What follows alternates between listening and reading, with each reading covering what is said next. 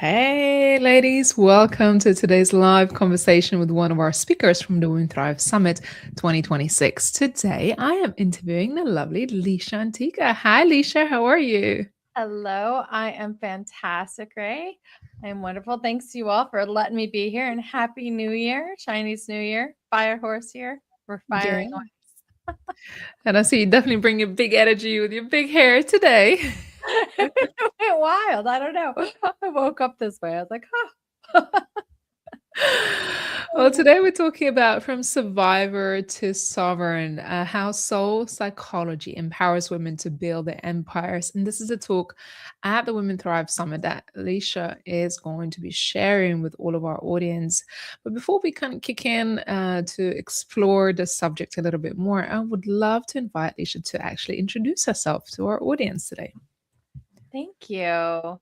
So, everybody, hello. Thank you so much for listening, for being here and being a part of this amazing summit. We have so many amazing teachers and speakers. And so, my name is Dr. Lisha Antiqua, and I have my PhD in transpersonal psychology. I have number one best-selling books. I have been deemed America's premier expert in trauma recovery in 2012. So it was a while ago, but hey, it still stands. I've done a lot of work and leading into studies and research from there. I love helping people reclaim their lives. Like that's share their truths, reclaim their lives, and really thrive. And the hundreds of women, maybe even thousands of women that I've gotten to work with over my 20-year career, and to help them embody their truth and speak their truth and share their truth, right? When it wasn't that popular, right? Now we are going through a shift in this world. And I don't know if you can feel it, but we are. The files are being talked about, the whistleblowers are coming out, right? The everything is being exposed. And even on our beautiful panel, like there's so many survivors saying, hey, this happened to me and this is what I'm doing with it. And after working with so many clients, that is what I found they wanted to do. So first was yoga teacher training and somatic work, and then it was coaching people on how to put together their talks and books, and then it turned into a coaching certification program in 2018. And it's like this ripple effect of giving ourselves permission to share our truths, live in our truths, and embody ourselves rather than like being subject to.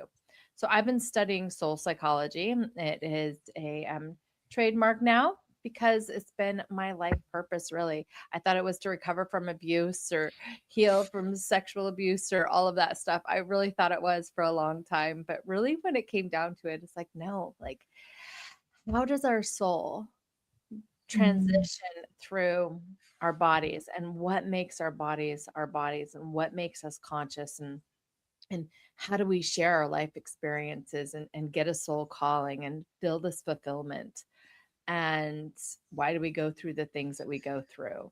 And so I've been researching and studying and working with hundreds of people around that topic. And now I help people put themselves back together so they can live their truth. yeah. Having been in this work that we do at Women Thrive, creating a safe space for women to come together and have these conversations and trauma and, um, life experiences that led them to trauma is never easy. It's never an easy subject, and the work kind of goes in layers. And when you do this work with women, do you find that there is like a trigger point that happens, or do women come into doing this work more consciously and they know, or do you find that they're really on the edge of it and they're looking for that support and help? What I found, thank you so much. I love this question. This is like right up my alley. What I found with working with people is there is a journey. And actually, there's been a lot of Mm, studies done specifically on childhood abuse and childhood sexual abuse and kind of what happens to our lives. And for those who are brave enough to say, yes, this happened, right? And I'll tell you, like, really, mm, before the last 5 years, you didn't really, you couldn't talk about it, right? And it was this hush hush thing. And it wasn't even recognized until the 90s. I don't know if a lot of people understand that, but it wasn't even recognized in psychology until the 90s. You didn't like, they just said, just don't talk about it. And so once we get through that, there's really this space where people go, oh, that's like a not healthy reaction, or that's a not healthy Mm. something that happened to me. We all go through that awakening, right? Oh, that I don't think that's healthy, whether it was from a parent or a boyfriend or girlfriend or something happened, right? If the trauma happens and it's a relationship trauma, there's like, ah, something happened. And then you realize, I don't like that, but how did I play a part in it, right? And they start going and doing therapy, or going to somatic workshops, or going to retreats, or hiring a coach, or reading self-help books, like devouring it, like what is healthy. And a lot of people stay there. And this is where I see a lot of people really get addicted to healing, and they get trapped in this space. And so the study says, in order to get out of this space, to get out of the abuse, they have to recognize it's abuse. To get out of the healing, right, they need a bigger problem than themselves. Because what our brains love to do, what our egos love to do, is solve problems, right? So some people go, oh, I want to solve a problem and help people buy real estate. Other people say, I want to solve a problem and help the hungry, right? I want to solve a problem and work in tech, right? And create AI or create something. I want to solve a problem and sell cars to people that want kick-ass cars. It Mm. doesn't matter like what your problem is. It doesn't have to be solving abuse or soul psychology, or your empire can be wherever you want your empire to be, but it's answering that calling. That is what actually gets them out of healing and dealing. And then the next phase is where you think you're living, right? You think you're living, and you're coping. So this is where the coping skills come out, right? You can't deny this. Like today in our world, like this era of silence is is lifting. This era of silence, of all the darkness, is lifting. The truth tellers are rising, right? And that really matters, because every time somebody speaks their truth, no matter what their truth is, when it's uncomfortable, when it is a lockdown, it tells somebody else, "Ah, you can share your truth too. You can live in your truth too." And the more that people do this in this lived platform, they're not healing anymore. Mm. They don't circle back as much. Doesn't mean that things that we need to heal from don't happen, right? We get illnesses, we get stuff like life happens, we get surprises, right? But you know how to cope with them a little bit better. And as long as you don't identify with them, right? And we're going to talk a lot about identity when we get to my class, my class. I love teaching. That's going to be a class, guys. It's a talk and a class. But we're, so much into that. You recognize that loop. And yeah, you might be comfortable in the healing phase. Oh, I have to heal from this. I'm going to go process that. I got to go to this retreat. Oh, that something's wrong with me, right? And the world really goes, "Oh, just take one more pill and watch this and look at what's wrong with you." Because if we were all powerful, we all know, not talking politics, not scandal, not power, but I think the world is waking up to this truth that there's a lot of propaganda out there keeping us in I'm sick, I'm broken, I'm wrong. There's a deeper pattern, and it's throughout history, right? So we get to this place, we pick a big problem, and then this is the part that I want to shift for everybody. This is the part where at this big problem, there's studies done that says something catastrophic has to happen again. And unfortunately for me, I hit that. I was on the cover of magazines. I was speaking all over the world. I was doing so much in 2020, 2015. And then I had my original abuse happen again, and very not similar, but similar situation. And in a matter of an evening, Wow. everything shifted. Now, put me back into school. I got my PhD, deeper into study. I went back into healing, right? I affirmed the methodologies that I teach right now. And I went back to working with women rather than speaking yet to the place I'm at now, right? Like it took me 7 years to do this. But in the studies, what I realized or what's written, people studying people healing, is that catastrophic event has to happen for the person to reclaim their soul or their consciousness and say, screw whatever happened to me in the past, screw all these healing methodologies, screw the big problem. What am I passionate about? What matters to me? And how do I live forward and embrace? Mm. Now, they either die, excuse my D word, they either pass or they embrace life. So we're embracing life. We're embracing Yeah. it. And I see that happening in this world. So I think that for the world, like COVID was our big, like everybody trauma, right? And now we're coming out of that and we're like, forget it, right? Before it was safe, before it was believed, before it was profitable, truth tellers were telling the truth, except now we're listening. Mm. Yeah. They're like, we're ready. Now they're being heard. And I think that my call is to call all of these people up that have been practicing telling their truth so they don't go back to stage one of being victimized or stage two of learning how to cope and deal and process that, or stage three of even like what's the problem and how can I help, Yeah. Yeah. Because living their truth. I think, having when you live with trauma and haven't been through some of these things, there are triggers and that comes back. And there are, incidents maybe that will happen that take you right back, as you said. But, it's just figuring out how you can cope with it and how you can overcome it. So, because I know trauma has a way of silencing you. All Mhm. right.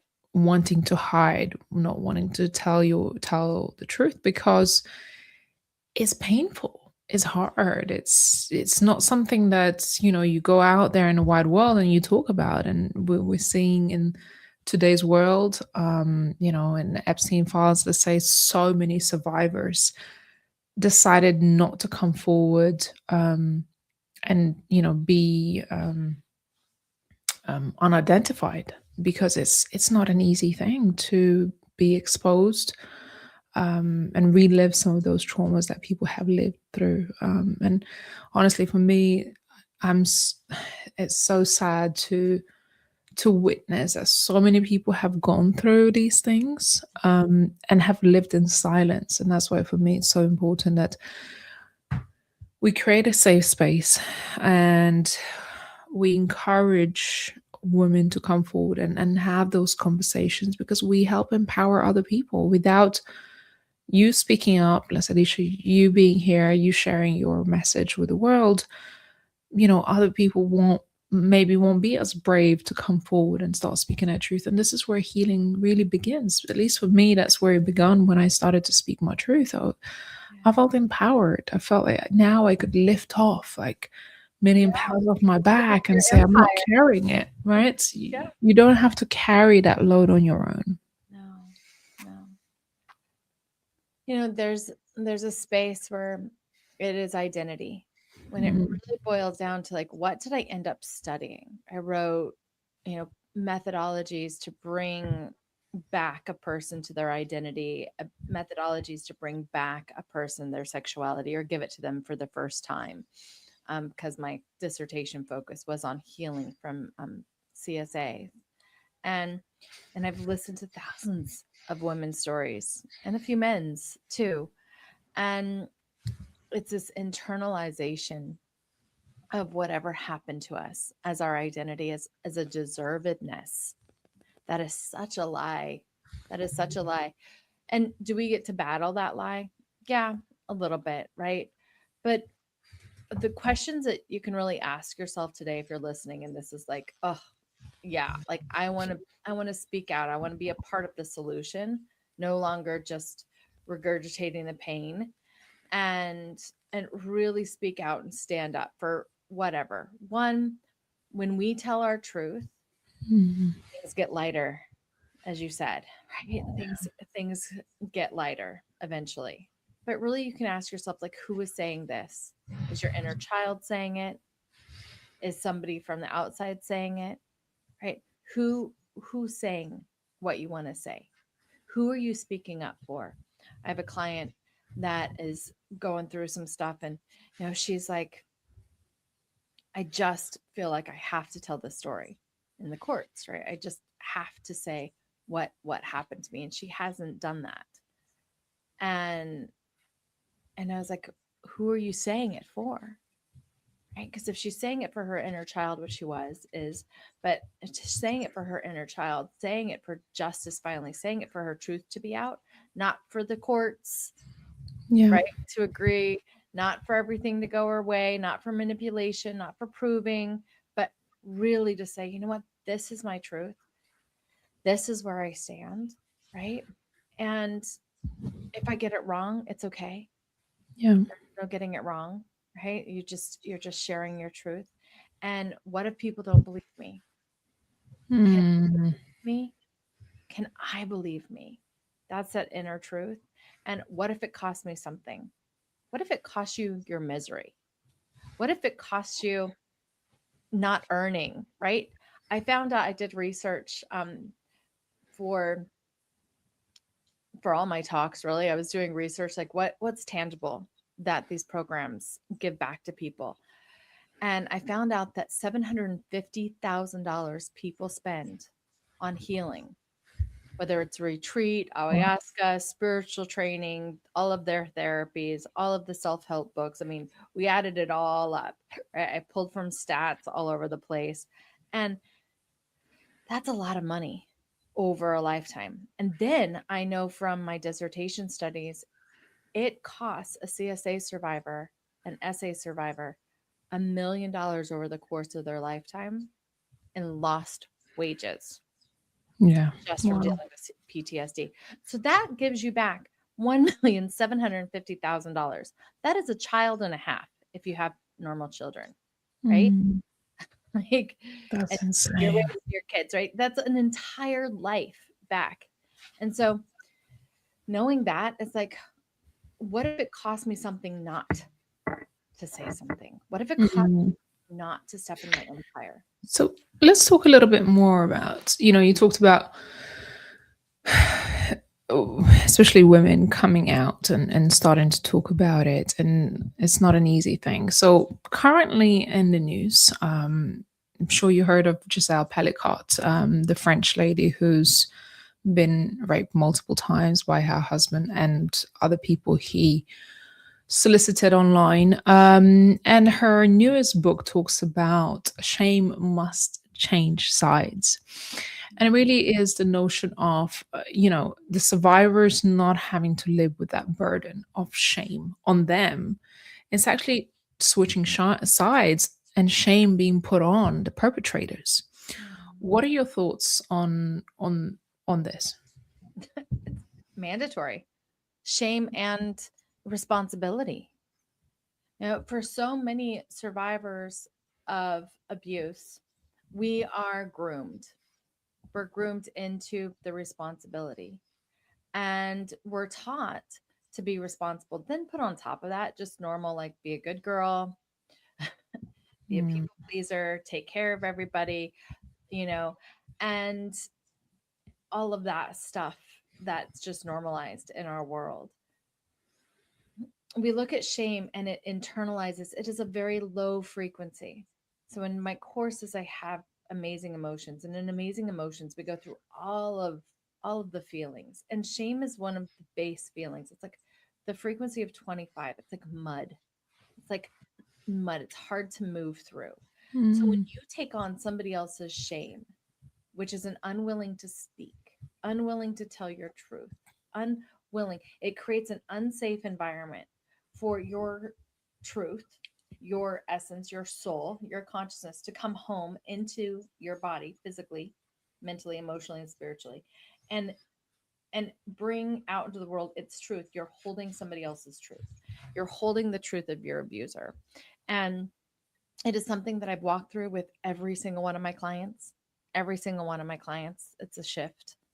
Um, they put the blame on us. The courts put the blame on us, right? What's happening with the survivors of the Epstein files and everything that's happening, it's happening to them, right? Mm. The fear is put on us. Brene Brown speaks so much on shame and how we can do this. So absolutely, we need to put responsibility where responsibility is, and that really starts, unfortunately, once again with survivors. Yeah. Yeah. Lisha, I think this is really, really important subject. As timely as ever, as important as ever it has ever been. We've had many, many women bring this conversation of healing into our space. And, for Women Thrive, yes, it is partially a business event, or started off as business event, but it goes so much deeper than that. And healing has always been a big part of the conversation, because it's almost like that fundamental pillar that you have to address and work through before you can attain any success or freedom to just even be yourself. Because again, trauma really locks you into this time capsule, and it manifests itself, as you said, in people pleasing and that good girl syndrome, and not being able to move forward or charge your worth or see your worth, or so many ways that it manifests in. It's really fundamental conversation to any space that can provide a safe space for women to have this conversation. Yeah. Well, it's so much easier to try to be liked than to be truthful, Mm. right? And when you're here to make a change in the world, which I believe so many of us are, we're brilliant. We we have insight, we have this life experience we're pulling from, right?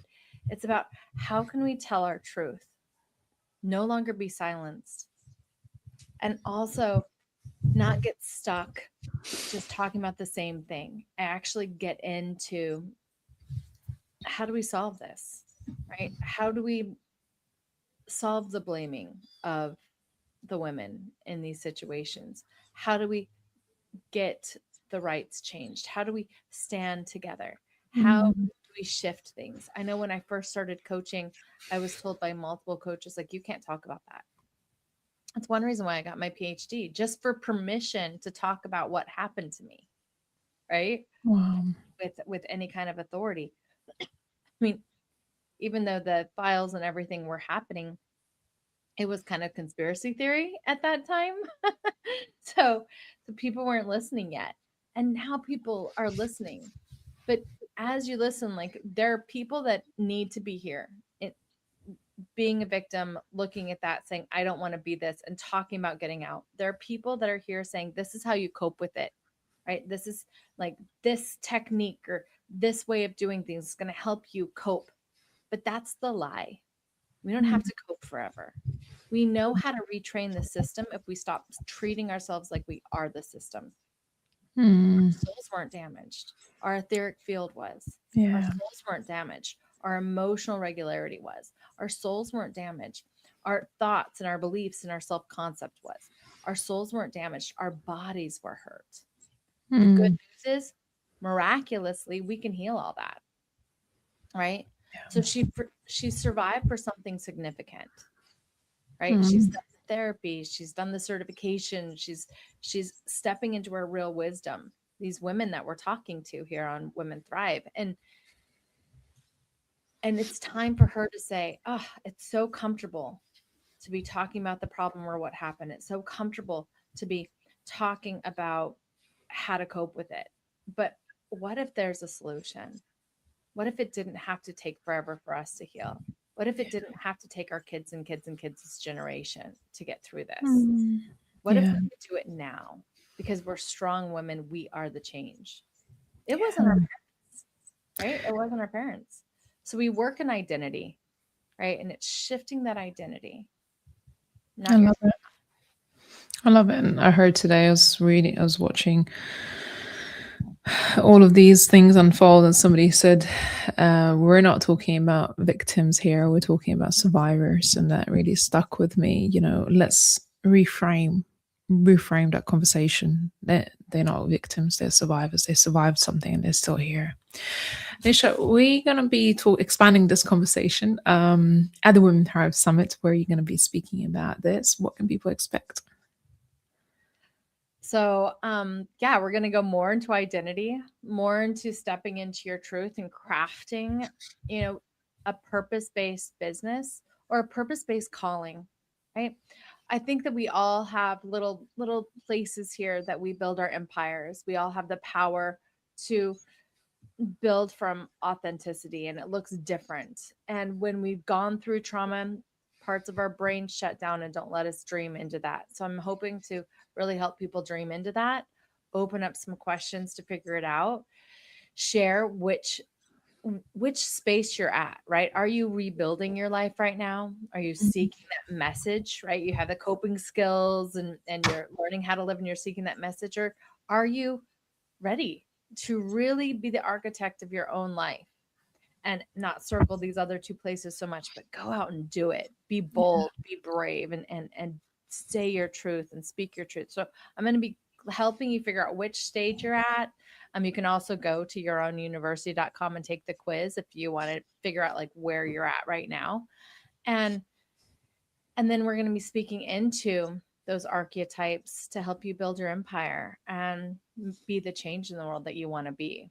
Yeah, And you amazing. speak your truth for a reason, right? Yeah. Well, I'm really looking forward to your session. I think it's going to be really powerful and transformational as well, because it's not just surface level healing. You got to do some meditation or whatever.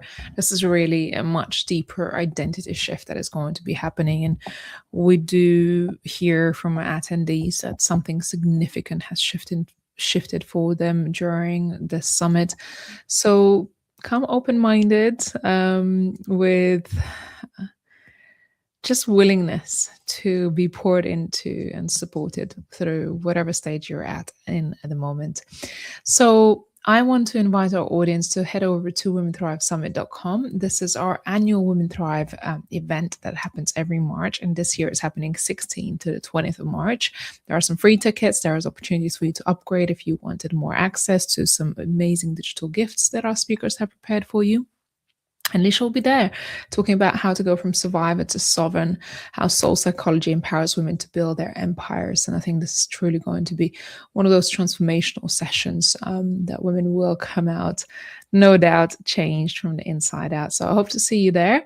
Lisha, where do people find you ahead of the summit if they wanted to connect with you? Awesome. So on the summit, I'm speaking on the 17th at 7. And we're really going to have a great time. But you can find me before that at lishaantiqua.com or yourownuniversity.com. One is my private business, and one is our school where we help people build their empires and write their books and share their truths and step into their true identity and thrive. Amazing, powerful. And to all of our audience, thank you so much for watching this. If you feel called to, please make sure to share this live with your audience or share with somebody in private communities. And we really look forward to seeing you at the Women Thrive Summit. This is our annual event, so make sure you be there. Save the dates in your diary and come and meet our speakers and truly have that transformational time with us. Thanks so much, Lisha. Good to see you. So good to see you too. Take care, everyone. We look forward to seeing you on another live.